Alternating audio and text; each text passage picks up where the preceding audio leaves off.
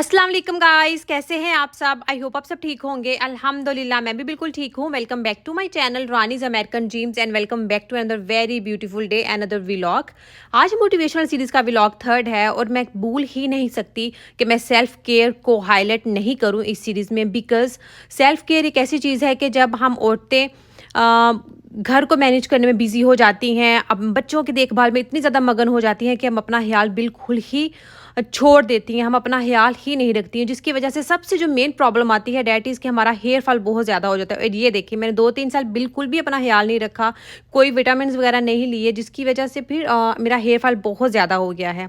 तो मैं आप लोगों को बताऊँ कि मैंने आज सेल्फ केयर का टॉपिक इसलिए चूज़ किया बिकॉज़ हमें लगता है कि सेल्फ केयर का हमारी मोटिवेशन से, हमारे मूड से, हमारी मेंटल हेल्थ से कोई ताल्लुक़ नहीं है। हालांकि ऐसा बिल्कुल भी नहीं है। जब आप अपनी रेगुलर बेसिस पे बात लेते हो हेयर केयर, स्किन केयर या ओवरऑल अपनी हाइजीन को का ध्यान रखते हो, तो उससे आपका सेल्फ एस्टीम तो बढ़ता ही है, तो डेफिनेटली आपका सेल्फ कॉन्फिडेंस भी बूस्ट होता है।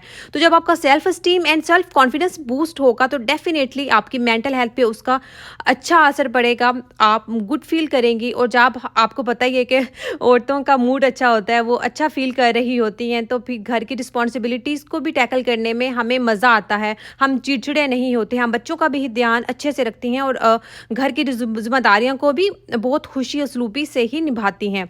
तो इसलिए खुद खुश रहने के लिए ज़रूरी है कि हम अपना ख्याल रखें।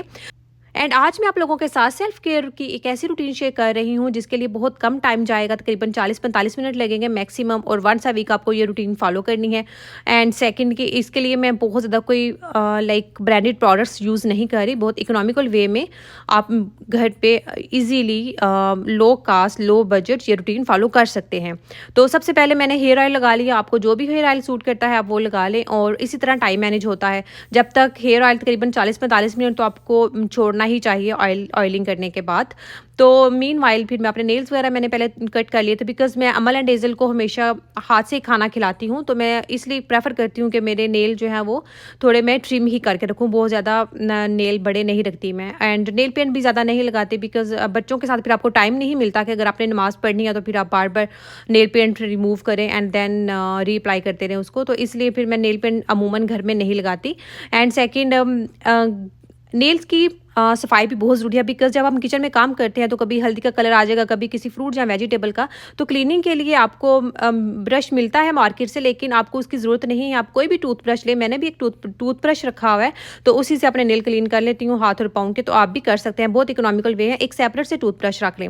एंड अगर अनवांटेड हेयर्स की बात की जाए तो मेरे पास इतना टाइम नहीं होता कि मैं 2 बच्चों को पहले गाड़ी में बैठाऊँ और 2 घंटे का ट्रैवल करके फिर वहाँ पर जाके इतना टाइम लगे एंड पैसे अलग। तो मैं घर पे ही अपने जो अनवांटेड हेयर है उनको रिमूव कर लेती हूँ।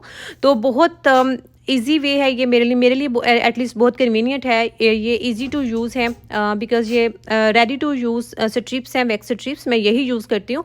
और जब बच्चे टीवी देख रहे होते हैं, मैं भी उनके पास बैठी होती हूँ, तो बाहर 5-10 मिनट में ही डन हो जाती है। लेकिन अभी अली बाहर बैठे थे अमल एंड हेज़ल के पास, ये देखें हेज़ल तो आ गई है तो तकरीबन 5 से 10 मिनट लगते हैं और आप डन हो जाते हो, और बिल्कुल भी मैस भी क्रिएट नहीं होता। ये तो बहुत ही कन्वीनियंट और बहुत इकोनॉमिकल वे है। आप ये ज़रूर इसको यूज़ कीजिएगा अगर आप यूज़ नहीं करते तो। एंड अगर फेस स्क्रब या फेस क्लींजर की बात की जाए तो आई थिंक सबसे जो इकोनॉमिकल होता है डैट इज़ द बेसन। ये आपके हर घर के किचन में मौजूद होता ही है, एंड ये बेस्ट इंग्रेडिएंट है that can act as a cleanser and as a scrub for your face. तो आपकी जो भी स्किन है, लाइक कम्बिनेशन है ड्राई और oily, whatever you have, तो उसके अकॉर्डिंग आप ये बेसन का पेस्ट बनाने के लिए आप इसमें मिल्क ऐड कर सकते हैं, योगर्ट ऐड कर सकते हैं, रोज़ वाटर ऐड कर सकते हैं, थोड़ा सा हनी या टर्मरिक भी ऐड कर सकते हैं। जो भी आपको सूट करता है आपकी स्किन के अकॉर्डिंग आप इसमें इंग्रेडिएंट शामिल कर लीजिएगा। मैंने वैसे थोड़ा सा मिल्क ही ऐड किया था। तो आप वंस अ वीक, अगर आपकी बहुत ज़्यादा ड्राई स्किन है तो प्लीज़ डेली यूज़ मत कीजिएगा बेसन। मैं भी डेली बेसिस पे यूज़ नहीं करती हूँ, वंस अ वीक करती हूँ। अगर आपकी ऑयली स्किन है तो फिर आप डेली बेस पे कर सकते हैं। एंड लिप्स को मॉइस्चराइज करने के लिए ज़रूरी नहीं कि आपने बहुत कोई ब्रांडेड लिप बाम लगाएंगे। तो ये मेरे पास वैसलीन का है, मैं यही लगाती हूँ। ये बहुत अफोर्डेबल है, हर कोई अफोर्ड कर सकता है, बहुत इकोनॉमिकल प्राइस पे मिल जाता है। तो मेरे पास ये वैसलीन का ही है लिप थेरेपी, तो मैं यही यूज़ करती हूँ। And don't forget to moisturise your hands and feet on daily basis.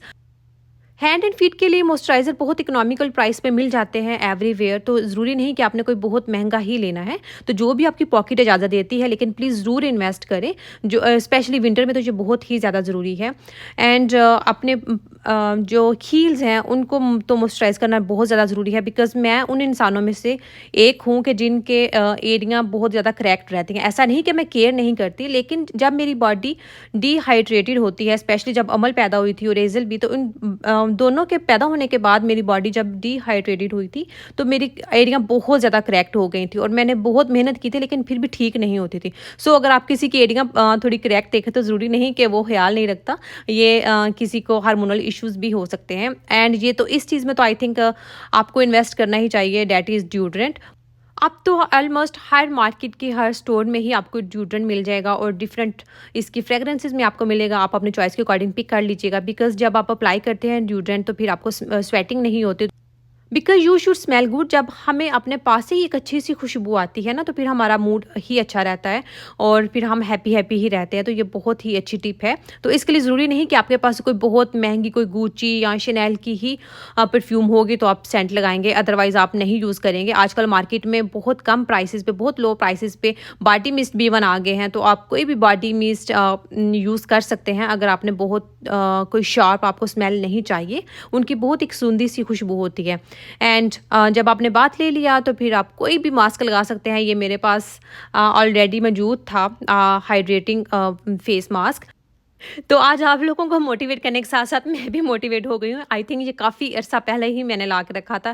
Thank God अभी तक इसकी एक्सपायरी डेट थी, अभी एक्सपायर्ड नहीं हुआ था, तो मैंने आज अप्लाई कर लिया। देखिए आपको मोटिवेट करने का मुझे कितना फ़ायदा हुआ, मैं खुद भी मोटिवेट हो गया, आज मैंने भी मास्क लगा लिया। तो अगर आपके पास ये हाइड्रेटिंग फेस मास्क नहीं है तो इट्स ओके। आपके पास अगर कोई मड मास्क है, mud mask is the best जब आप शावर ले लेते हो।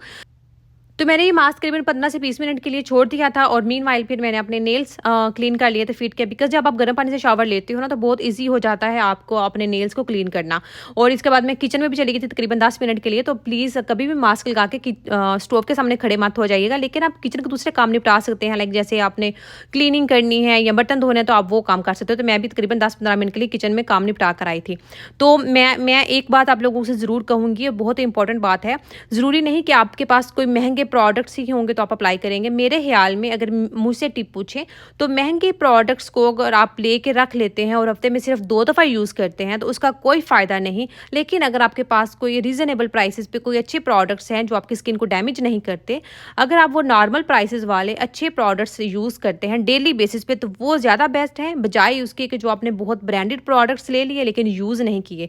सो यूज़ करना, रूटीन में लेके आना, ये सारी अपनी स्किन केयर को रूटीन में शामिल करना ज़्यादा ज़रूरी है।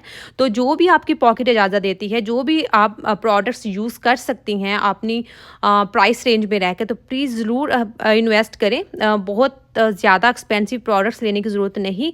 जो ज़रूरत है जिस चीज़ की, दैट इज़ द रूटीन, अपनी रूटीन में शामिल करें। तो मैं आप लोगों के साथ ज़रूर शेयर करूँगी अपनी स्किन केयर रूटीन, जो शाम को और मैं मॉर्निंग में फॉलो करती हूँ। बहुत कोई एक्सपेंसिव प्रोडक्ट्स और बहुत ज़्यादा प्रोडक्ट्स यूज़ नहीं करती, सिर्फ 2-4 प्रोडक्ट्स हैं। मैं डेफिनेटली एक व्लॉग शेयर करूँगी। तो प्लीज़ मेरे चैनल को सब्सक्राइब करना मत भूलिएगा। मेरी वीडियो को अपने फ्रेंड्स एंड फैमिली के साथ डेफिनेटली शेयर कीजिएगा और मुझे कमेंट ज़रूर कीजिएगा कि आप लोगों को आज का व्लॉग कैसा लगा और आप लोग मोटिवेट हुए कि नहीं हुए। अपना ख्याल रखा करें, अपना ख्याल रखेंगे तो दूसरों का ख्याल रखेंगे। मिलते हैं नेक्स्ट व्लॉग में। अल्लाह।